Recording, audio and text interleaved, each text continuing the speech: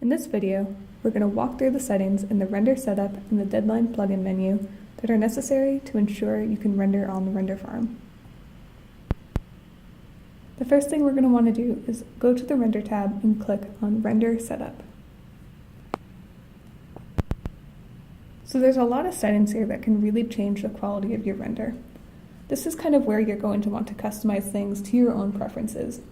The only thing in this menu that you absolutely have to set is the render output file. We need to make sure that we're pointing to our personal folder on the user data drive, or else the render farm won't know where to place their file when it's finished. So I'm just going to save this to the render folder I've already got created. I'm going to give it a name, and then I'm going to save it as a .tiff. Now normally you would just click render to start your rendering, but since we're going to use the render farm, we have to go through the Deadline plugin in order to start rendering. So up on top, click on the Deadline tab, and you should see this window pop up. So a couple things need to be changed here.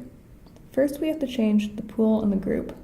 You have to make sure those are pointing to 3ds Max. If pool or group are pointing to any other option, your job is going to fail the render. So double check to make sure these are both pointing to 3ds Max. So you can leave everything else as default. Now what we're going to do is click on Run Sanity Check. This will just quickly scan your job to see if there are any obvious issues with your project. As you can see, my job has 2 errors listed.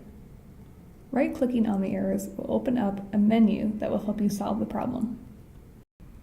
So my first error is that my scene is untitled. This won't prevent your job from rendering, but Deadline does prefer that you have titled scenes.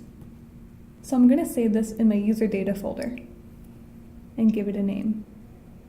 You can see after fixing that error, Deadline reran the sanity check, and now we only have 1 error left. So this second error isn't really an error, it's more of a suggestion.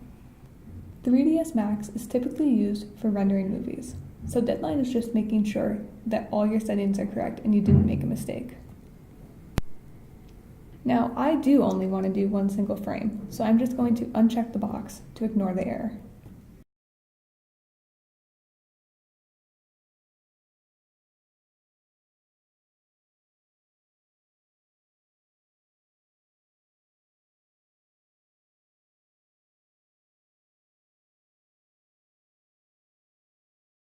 So now we can go down to the bottom and click Submit.